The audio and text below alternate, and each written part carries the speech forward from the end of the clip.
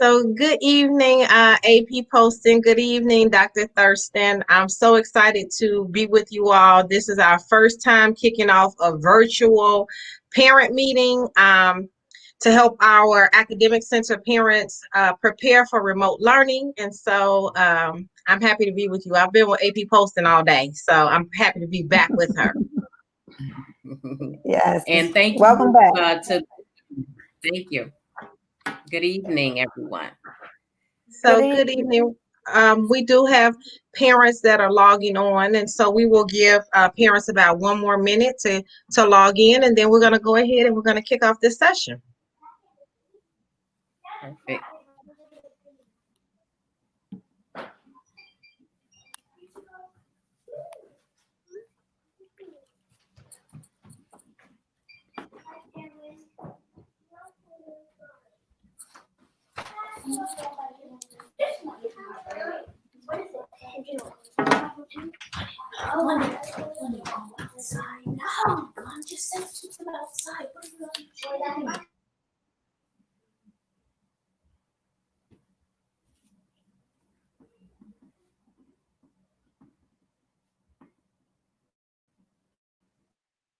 Okay, well, I will go ahead and get us started. So, welcome everybody. Welcome to our Academic Center parents. For those of you all, for the parents that I have not met, I'm Dr. Femi Skanes. I am principal of Morgan Park High School, which also encompasses our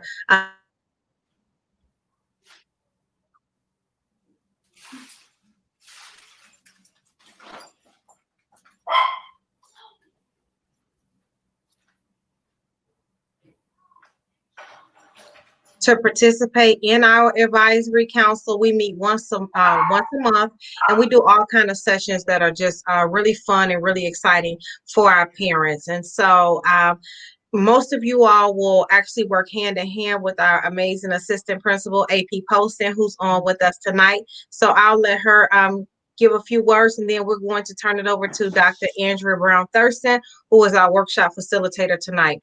Parents, if you all have any questions, please feel free to use the comment section.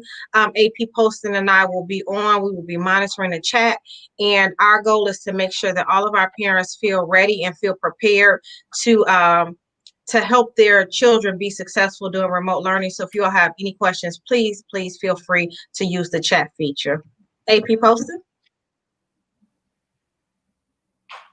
Hello, good evening, everyone. Welcome to our parent remote learning session tonight. I'm so excited to be on. I'm so excited that you took time out of your day on a Sunday evening to be with us. I'm just excited for the school year. Remote and COVID will not stop the learning that will take place this year. So we are so excited to have you guys. Welcome. And if you have any questions, put them in the chat like Doc said. And you all should have my email at this point. So if you have any questions after this session, please feel free to email me as well. Hope you guys enjoy the session. With that being said, we're going to turn it over to Dr. Andrea Brown-Thirston. She is going to take us through Return to Learn. Again, just a reminder, this session is being offered by the Morgan Park Parent Advisory Council. We invite all parents to participate in our PAC. And we're giving it to you, Dr. Thurston. Okay, excellent. Hello and good evening to everyone again. My name is Dr. Andrea Brown-Thirston, and I'm the CEO and founder of Optimal Learning Solutions. And I'm going to be facilitating the session with you this evening. So the title of it is Return to Learn, Supporting Your Students' Remote Learning Plan. And I think the title is even very important in terms of return to learn. So we know that in the spring, everyone was dealing with an emergency situation. We had to immediately cease doing in-person learning and go to the remote option because we had nothing else. And so a lot of the technology, a lot of the things that we were doing in the spring aren't necessarily things that have been practiced, that have been rehearsed, that have been trained for. And so now we're really in a place where teachers and administrators over the summer have done a lot more, have done webinars and trainings and all sorts of things to get more information about what is this really going to take for us to make sure that our students are learning, that they're on pace and on schedule to complete this academic year successfully. So I thought this was a really good piece of information. Dr. Thurston, let me jump in for just 1 second, because your Wi-Fi is just a little bit crackly. Where you are now is better, but yeah, there are some sound issues. So, okay. Let me see. Okay. Where you are right now is coming through clearly for me. Okay. All right. That's good. That's good for me. Okay. Okay. So the school supply list for this year. As you can see, there's not anything on there about paper or pencils or notebooks or binders. Really, what we want parents to think about is what you're really going to need to make this work. Patience, flexibility, deep breaths help, calmness, cooperation with teachers, with the administrators, even with your children. Have a sense of humor, be encouraging, have a positive attitude, compassion, understanding, respect, and kindness. And all of those things are really more important than any traditional school supply list, because we're all in this together. We're all learning as we're moving forward with this remote learning program. So just give yourself some time and some encouragement as you're moving forward. Okay, so today's agenda. So I'll set the purpose for a few minutes, introduce myself and the type of work that I've been doing with Morning Part. I will ask you to engage in some live polling. Yes. I gotta pause us just for 1 second. Parents, Okay. I'm going to end the broadcast for just a moment. Give us about 3 minutes. So right at about 6:12, log back on so we can fix the tech issues, but you can use the same link that you're using now. So we apologize. It's just some issues with the Wi-Fi. So give us about 4 minutes. I'm going to end it, and then I'm going to, let me see. In fact, if I can, yeah, you should be able to, use that same link. Perhaps no, we may not be able to use the same link. So parents, don't log out just yet. But Dr. Thurston, it is coming through crackly, like it will. For a minute we can hear you, and then it'll go out and it'll like speed up really quickly. Like right now it's perfect. Okay. But keep talking. Okay. So today's agenda. Today's agenda, again, so we'll do a little live polling. There's a link that'll be in the comments for you there. I have 5 remote learning tips for you. We'll talk a little bit about the tech behind using Google Classroom and the tools involved with that, and then close out with any questions that you may have. Dr. Skanes, I'm good now?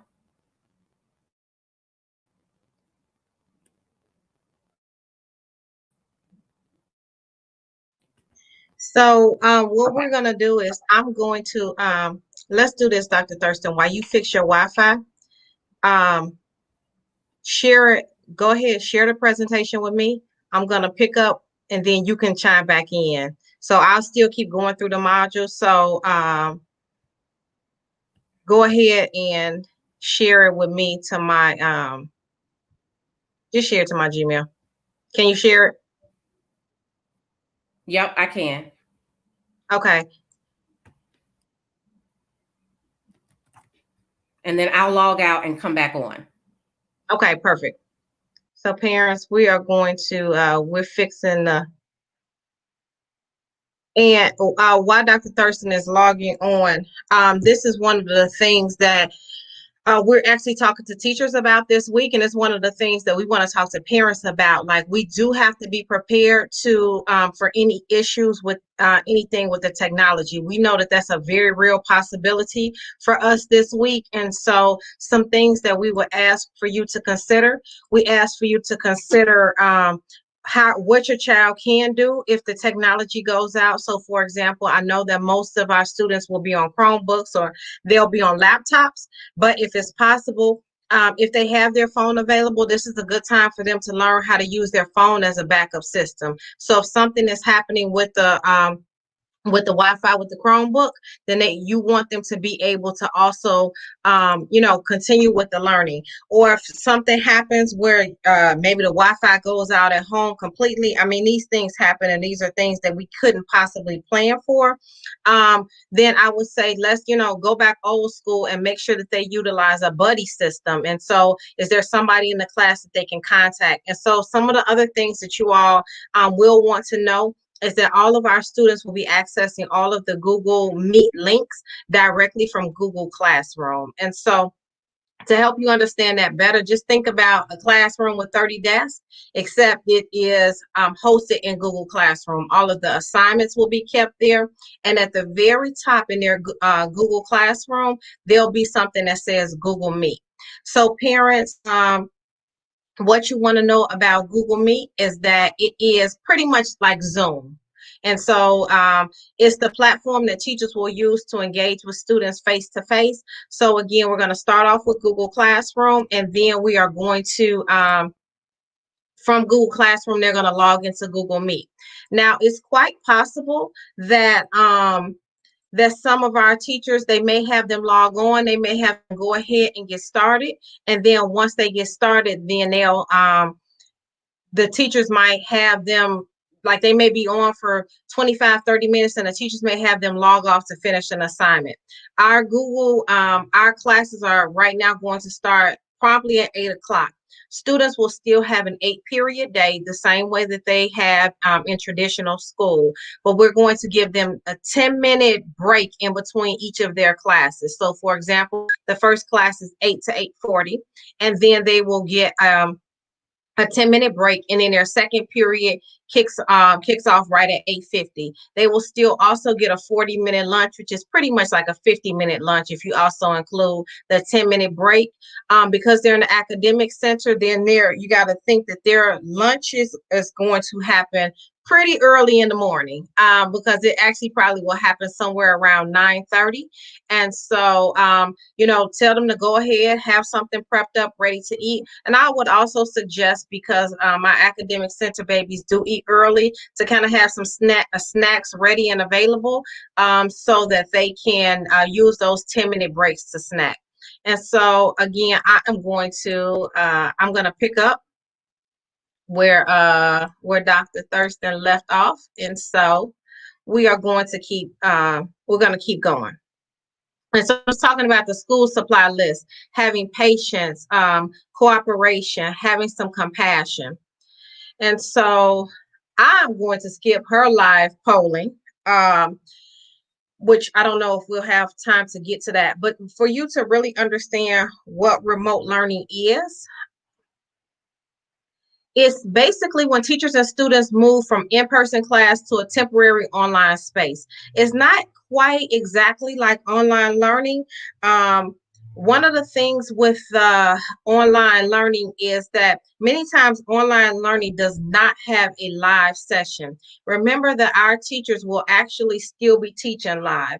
I know one of the questions that we'll get from time to time is, do students actually have to log on, or can they come back later? But our teachers will be providing live instruction. And so we encourage all of our students, attendance will be taken every day, just like it's taken in regular school. And so it's best for kids to log on in real time. That way, if the teacher is teaching and if they have any questions, then that provides an opportunity for the teacher to answer, for students to ask questions in real time, and for teachers to answer questions in real time. One of the things we find to be so important is that students need to be able to get organized. And so when we talk about getting organized, think about what are some things that they can utilize, like a notebook. They're going to have to be more organized in terms of making sure that they understand what assignments are due that week, making sure that they know what day that they're due. One of the major mistakes that we see young people make is that they go into when they're doing their Google Classroom, sometimes they'll forget to hit submit, right? So they'll think that they did the assignment, but they haven't actually submitted the assignment. That's part of getting organized. I would say, you can buy your kids a planner, or you can actually just use a old piece, a notebook. And so for the week of September 8th, they should be writing down for every single class. They should be writing down exactly what's due in that class in that particular week. Okay. So step number one, make sure that they get organized.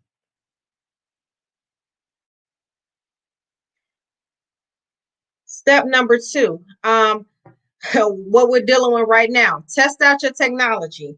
Make sure that they know how to log on to Google Classroom before the first day. And then also in terms of testing technology, this is a little bit of an aside, but something that's very, very important. Parents, now more than ever, we're going to need you all to be reading your emails pretty much daily, because we're having to communicate with over 1,000 families at one time and not being able to be face to face or not able to make morning announcements. So, I understand that we're all busy. Some of us have multiple kids, and so it can be difficult at times to keep up. But please know that email is our primary means of communication. And so anything that you would need to know about any issues that we're having or anything, those are going to come out via email. Help your child. We had a freshman kickoff today, and one of the things that we heard from many of the students is like, oh, I didn't read that email. Well, a lot of the important information will come to them via email too. And the reason that plays into test the technology, there might be certain things that we communicate about things that they need to do that we're going to put it in an email. One of the things that we try to do a really good job of is making sure that when we're sending emails to the students, that it's in student-friendly language. And so it's, but it's just a matter of them actually clicking the email and logging on. Again, make sure you're testing out your Wi-Fi at home. If you have Chromebooks, make sure that you are using those Chromebooks to, you're testing them out the day before. Okay. So now moving on to tip 3, communicate often. I'm going to pause and stop sharing just for a second. I'm going to kick it over to AP Poston for a second. AP Poston, can you talk to parents about your rhythm for communicating? So I talked to parents a little bit about how we're going to communicate in real time if something goes wrong. But if you could talk to parents about like your regular rhythm for communication. Hi, everyone. Good evening again. Yeah, so I tried to send out my weekly announcements. You will receive those in email. So the 7th grade parents, you have experienced it a little bit more sporadic this summer. I'll send them out depending on what we have going on. But during the school year, I attempt to send them out every Sunday. And so just to make sure that you're prepared for the week. Sometimes I always make this joke, they'll come before or after I get out of church. So it just kind of depends. But you'll always get an email from me on Sunday, and it will actually just entail or give you all the information that you need to know for the upcoming week. And then I always put a rolling events. So just to make sure that you're able to put those on your calendar as we move forward. But you should get those every Sunday to ensure that you're successful for the week. So the other thing about emails, so sometimes when our parents are in the academic center world, they can be, it can get a little confusing at times. So I want to make sure that I clarify. AP Poston sends out academic center related email. She's the academic center mother. We task her with making sure that you all know everything that's important that's happening in the academic center.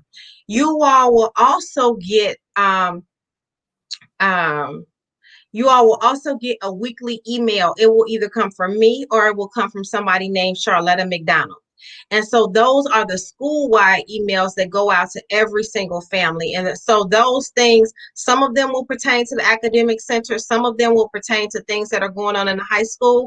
But I think that it is still important for you all to check both emails. And the reason being is because sometimes the school-wide email you may get access to opportunities that Ms. Poston just may not have in her and the memo that she's sending out. So like, let's just say, for example, the University of Chicago has a program and it's available for kids 12 to 17. Well, that's going to come in the high school memo, whereas Ms. Poston is going to send her weekly memo is things specifically pertaining to the academic center. So hopefully that kind of clarifies why academic center parents get two memos, because you get the general school-wide memo and you get the customized academic center memo.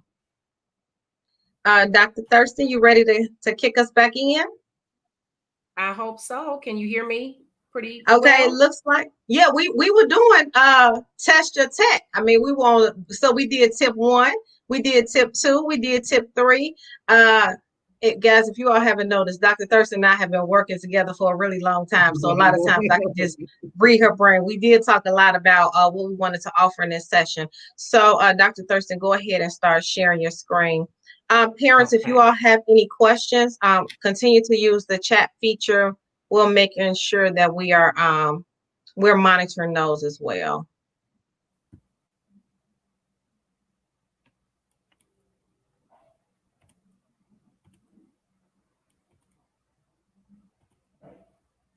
You ready? I am ready. Okay, tip number 4, ask No, for help.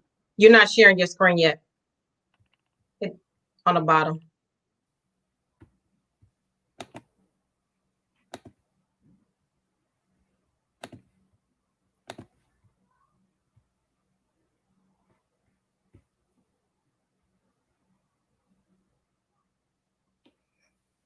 Okay, does everyone see tip number 4?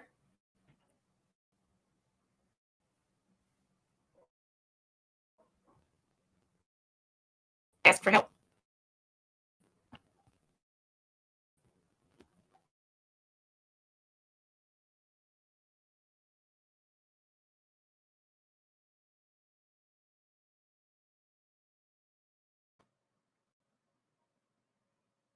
Doc, can you hear me? Because we can't hear you. I can't hear you. Yeah, okay. There you So go. There you go. I'm picking up for Dr. Thurston because I just pulled her out of the stream because she's still having some tech issues. And so what's going to be really important is making sure that you ask for help. And so in thinking about asking for help,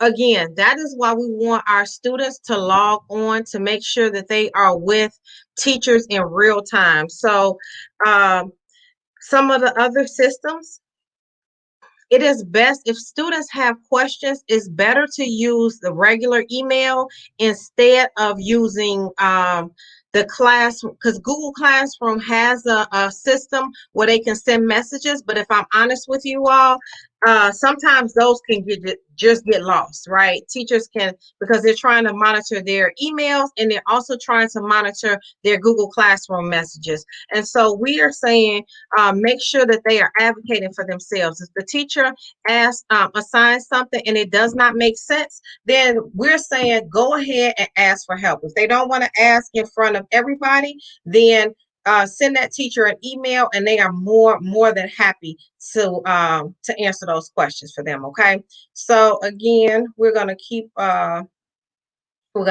rolling. I'm going to pick up. So tip number 5 is be patient. And I think that's part of what we're learning today. Parents, we encourage you to be patient. We know that this is an extremely stressful time for parents. We understand that probably more so than people realize.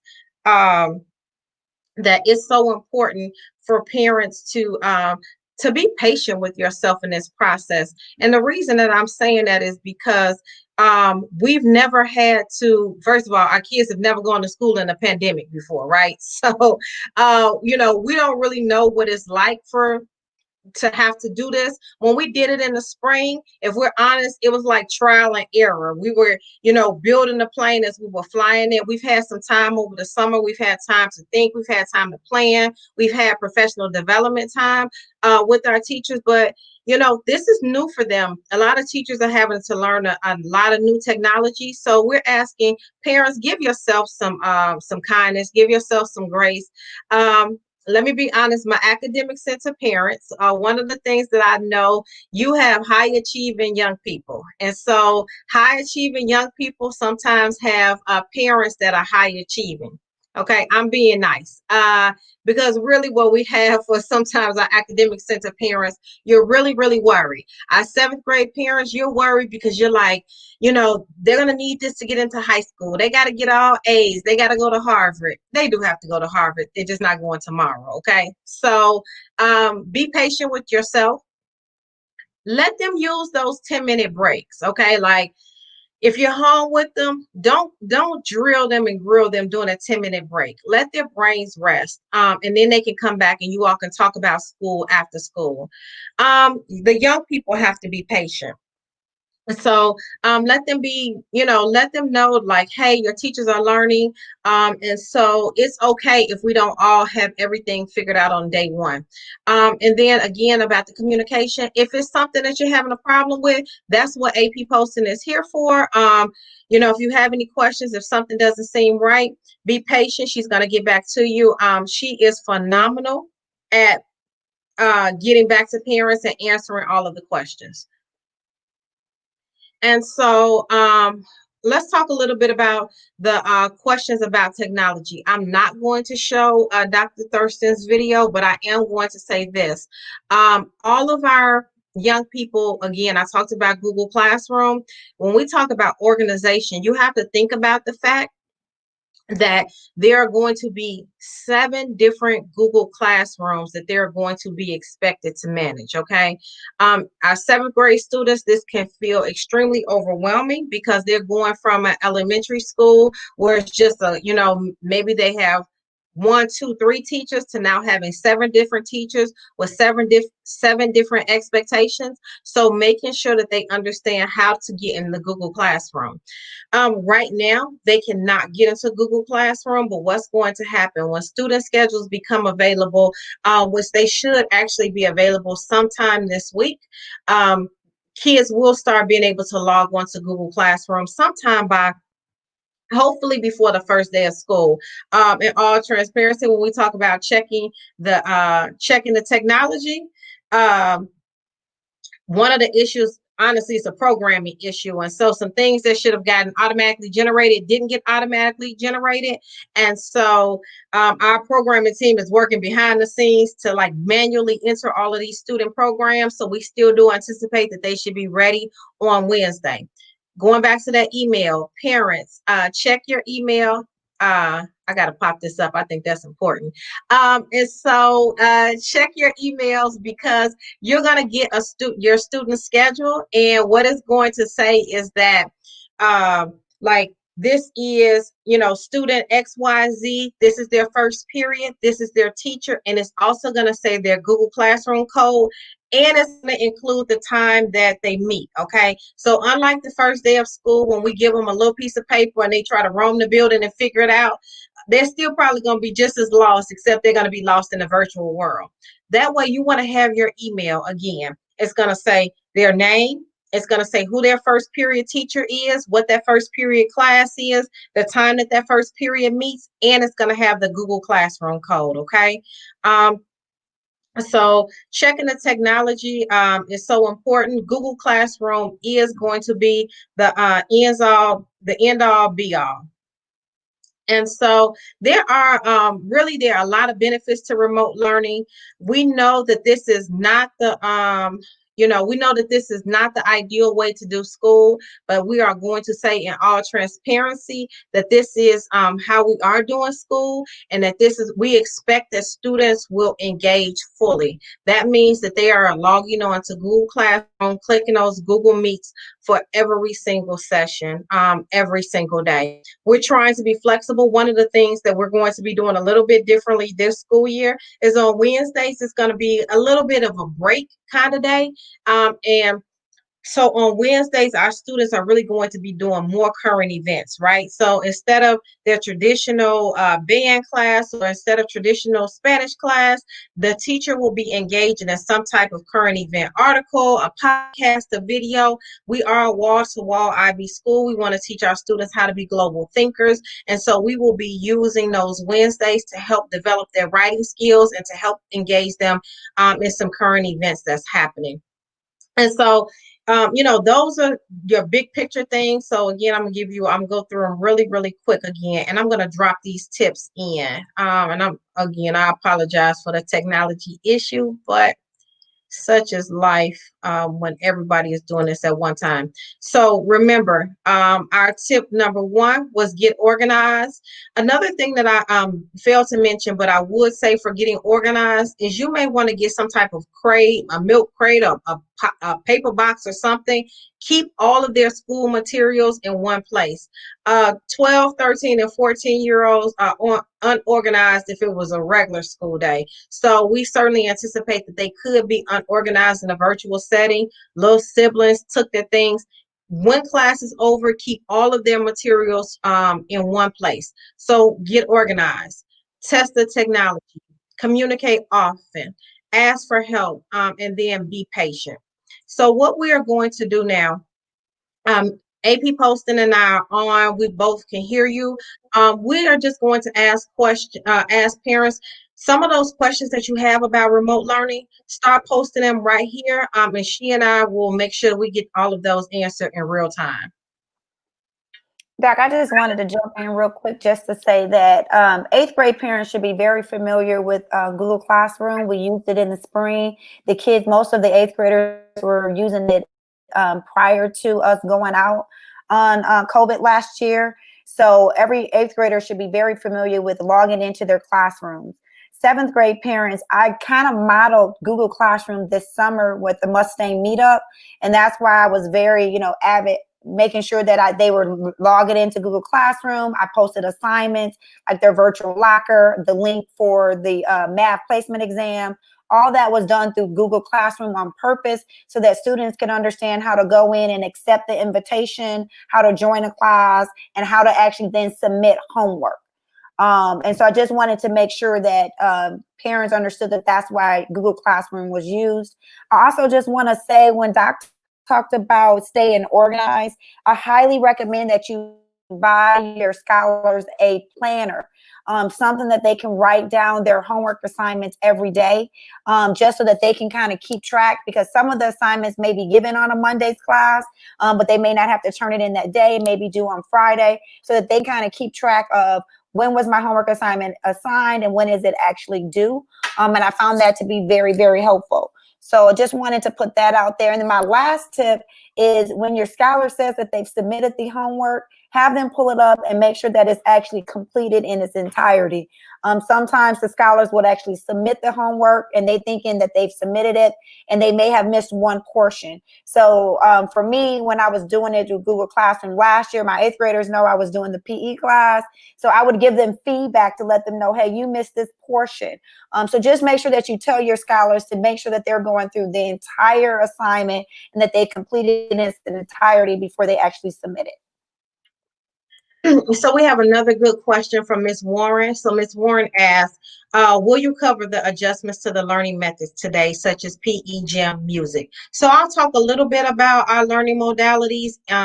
So it's going to partially answer your question, Ms. Warren. So we are working with our teachers as we kick off professional development. So our teachers are back in school tomorrow, 8 o'clock. And so what we have created for them is a guide so that they can think about how they can balance synchronous and asynchronous learning. So basically, synchronous is what are they doing when the kids are together at the same time, and asynchronous are what are kids doing when they are working independently. And so we have a teaching platform kind of laid out for our teachers so that they can think about how they can balance students not having to just sit and listen to somebody talk for 40 minutes. We know that that is not in effective pedagogy is not what we expect for our teachers. When we get into the nuanced learning methods, that's what we're leaning on our teachers to be able to be creative about some of the things that they are doing. So yes, there will be adjustments to the learning methods. Like, no, I don't expect for our PE teachers to just be talking to kids for 40 minutes about how to spike a volleyball. And so this is where we're going to need the cooperation. So parents, we need your help with this, and then we're going to need our students to participate. Our PE teachers may very well have our students up and being active during class. And so some of them are going to think it's boring. They're going to think that it's, they're going to say things like, this is stupid, but we do need for them to actively engage. So Ms. Warren, hopefully that answers. And if not, just give me another one, okay? Will teachers have virtual office hours to assist students that need additional help? Yes, they are going to have, each teacher is going to tell you when they are available to help students. And the reason that I'm saying that each teacher, one of the issues that we're running into is that it has to be a traditional school day. And so that means that teachers could also be teaching at another time. So every single teacher will definitely share with students how they can reach them if they're having problems, okay? Doc, I just have to crack a quick joke that the Warrens, they tag teaming us. I see y'all out there. I see y'all. I do. I didn't realize. That's husband and wife. That's my, hey, family. The family that learns together grows together. And so are there any materials students are expected to get? So no, right now we're not asking students to come to the school to get anything. We're asking our teachers to make all of the learning materials available for students in a virtual setting. COVID is very real. We don't want to just keep asking families to come back and forth.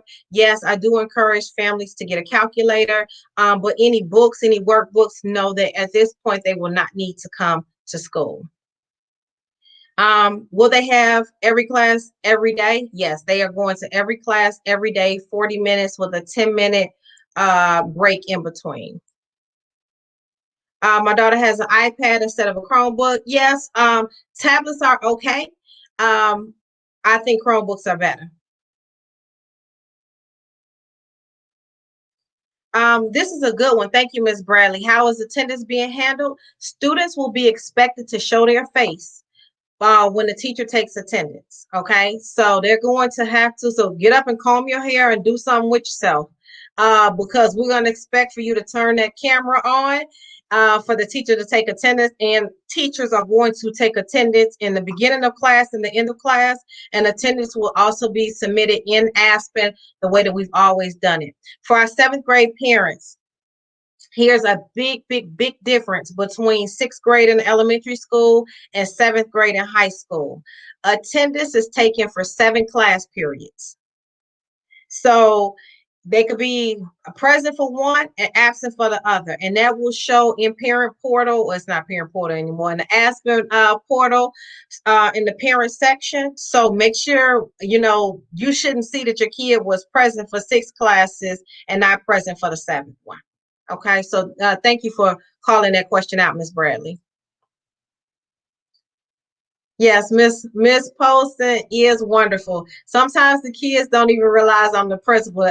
When AP Poston and not around, they are going to listen to what she has to say, and I'm like, Poston, what are you doing to those kids up there? So I got a question about how many Chromebooks will be available Saturday. It's on a rotating basis, to be honest with you all. We are working with the district now to try to get some more Chromebooks in. We know that we have several hundred Chromebooks, but we also know that we have several, I'm responding to this question, but we also know that we have more than several hundred families that are in need. Again, my major thing when I get back to work in the morning is working with the district to try to get some more Chromebooks to come in. We do have another shipment of Chromebooks coming in, but right now they're scheduled to be in on September 8th. Just know that we are working hard to make sure that every single family has what they need to be up and going. So Miss Flowers says, will Blue House do activities like they did in the spring? We are anticipating that the Blue House will continue to do activities the way that they did in the spring. And not so for our 7th grade parents, the Blue House is actually the Blue House that you probably never paid attention to. It's right there on Monterey, right across from the police station. And people are like, "Oh, that's connected to Morgan Park." It is connected to Morgan Park, and so if we were in school, they will host after school programs. And so what they did in the spring is they had activities available for our students so that they could still log in. And so, yes, we do anticipate. Usually the Blue House doesn't kick off until about mid-September. But we have one of the great things about Morgan Park is that we have quite a few partnerships. So we have Becoming a Man, we have Wow, Polished Pebbles, Pretty Brown Girls, we have City Year. I mean, we have a plethora of different extended learning opportunities. And so, yes, students will still be able to take advantage of those additional learning opportunities. Right now, we're working with our partners because one of the things that we're going to try to do is we're, of course, going to schedule them outside of the regular school day. And we're also going to probably make them available on their lunch. Excuse me, Dr. Skins. I just wanted to say all 7th graders received the application for the Blue House in their registration folders. So if that is something that you're interested in, please make sure that you complete those and that you send those over to Miss Peggy at the Blue House. Ms. Poston, take that question, please. Hi, Miss Jones. When would assignments be posted on Google Classroom? So most teachers are going to post those at the beginning of the week. I would probably say on Monday. They'll review the assignments with the students. Some teachers may opt to do something where they'll give an assignment on Monday and the assignment is due, either like on Wednesday or by Friday. So it really will depend on the teacher and how they want to assign the work. So just tell the students that they need to check their Google Classroom daily for the assignment and make sure that they're paying close attention to the due date. So it really just depends on the teacher and the assignment that the due date that the teacher assigns. We are encouraging teachers to pretty much make just 2 assignments due that will be graded per week. So that's our encouragement. Sometimes it could fluctuate a little bit more, but teachers may also give assignments that are not necessarily graded, but they're good practice. If they give assignments that are good practice, we say do those too, but on average, they'll have about 2 graded assignments per week. This is a good one.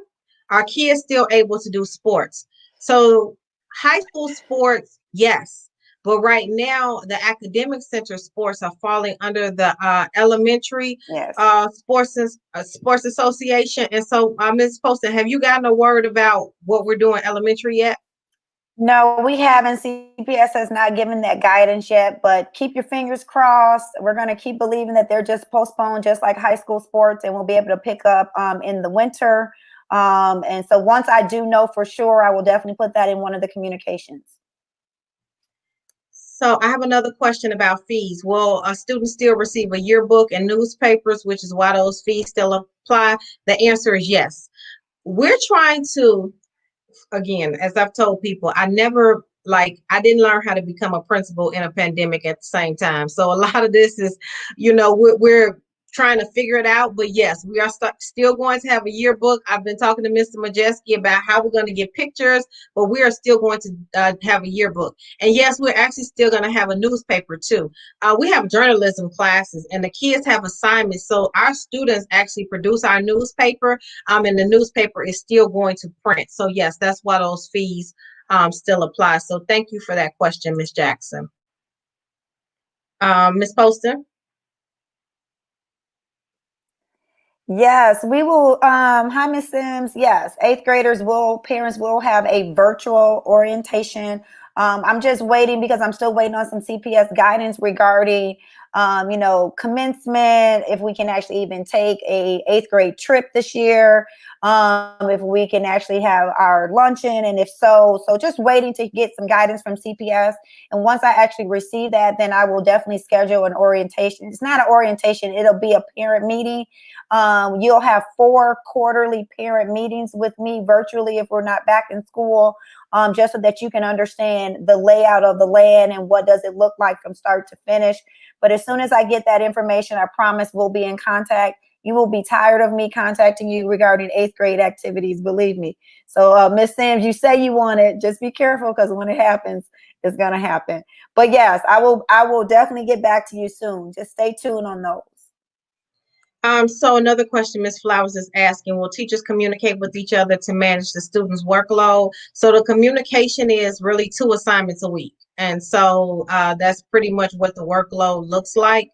So that's every single class will still be giving 2 assignments. And so hopefully that kind of answers your question a little bit. Our teachers do meet as a full grade level team every single week. So they do have conversations about what's being taught in each of the classes. But in terms of managing the workload, realistically, they can plan for about 14 grades a week. But think about that some of those assignments, they're going to give them time when they're actually in class, just like if it were a regular school day. So what you will not be getting is 14 homework assignments, okay? So but some of them could be homework assignments, but many of them will be assignments that they start in class, and some assignments they may finish once class is over. So thank you for that question. It looks like we are coming to the end of, looks like we're coming to the end. Oh no, this is a good one. Yeah. Miss Love, I'm sorry. You know what? We just don't know the answer. So again, the city is communicating with the district about any guidance. We are hoping and praying. We miss our kids. We like really miss our kids. And so we are hoping that they can be back in school as soon as possible. And so our goal would be like, hey, the minute that we know that we are returning back to school, yes, we're going to have systems in place for graduation pictures and all of that. So that is the goal, but we just, we can't even have a timeline because we don't know when we'll be back in school. Hopefully, that answers for you, Miss Love. So we're going to wrap up our presentation right now. We want you all to just think about all of the tips and the tricks that we have, that we've talked about. We believe, in fact, not only do we believe, we are absolutely confident that our students can be successful. And so, whether we think that remote learning was the way to go or not the way to go, and we all do really have some very personal opinions about this, I will say this. If kids can stay, if they can stay on Snapchat, if they can stay on Facebook, if they can stay on Instagram, if they can stay on Fortnite for 6-7 hours at a time, they can do remote learning. Our kids can do what we help them do. We wholeheartedly believe that. We wholeheartedly know it. And so I use this example. There was a time, if we think about it, if we go back in history, there was a time when kids did not go to brick and mortar school. When kids first start having to go to school all day long during the farming age, people thought that it was absurd. They needed kids to be out in the farm working, right? And now look, kids go to school all day long and no kids are in the farm working. And so it was a transition and the kids survived. I'm having the same faith and confidence that when we transition to remote learning, once we get a rhythm and a system, I'm believing that our kids will be okay. With your support, with our support, with everybody working together, they'll live. So our beginning of the year assessments, there are no major assessments happening right now. There are none planned to happen right now. So thank you for that question, Ms. Stone. But that's also why we say keep checking your email, because those things will come up. So Miss Flowers is right along. She's doing the tag team like the Warren family here. No, you did not hear about a back to school parade in Morgan Park. What you heard about was we did have a welcome back event for 9th graders, and you all are lucky we're here now because we have been outside all day. So no, but Miss Flowers, I heard that we are hosting one on your block.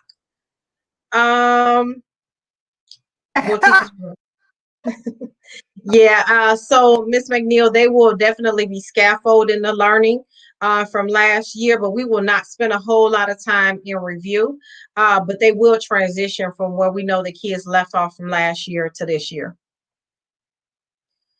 So we tell you all, thank you for being so flexible. Thank you for being partners in our education. And so one more question.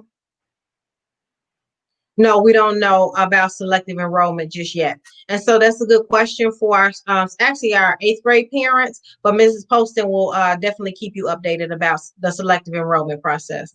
But don't forget, Morgan Park is also a high school, so we're always an option.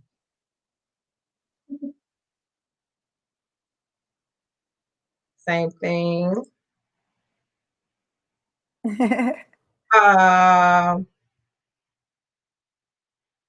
Which work for 9th grade, Miss McNeil? So if you all don't have any further questions, feel free to hop off. Ms. Poston will have something out to you all this week. We will also expect those schedules to come out this week. We are just an email. Don't call us. And the reason I'm saying don't call us is the building is under construction. And so, which is a good thing. The building construction is coming along. But a lot of times we're displaced and not even near a phone. We're shuffling around. We're running the school out of jewel bags right now. Don't tell anybody, but we are disheveled a lot. And it's because since we weren't going to be in school for 10 weeks, we did keep the construction going so that a lot of our classrooms will be up and ready for students when they come back. So we're excited about the construction. So thank you all for logging on. Miss McNeil is going to send you an email, Miss Poston. So thank you, Miss White. Thank you, Miss Wilson. Thank you, Miss Flowers. So good night, everybody. Good night, everyone.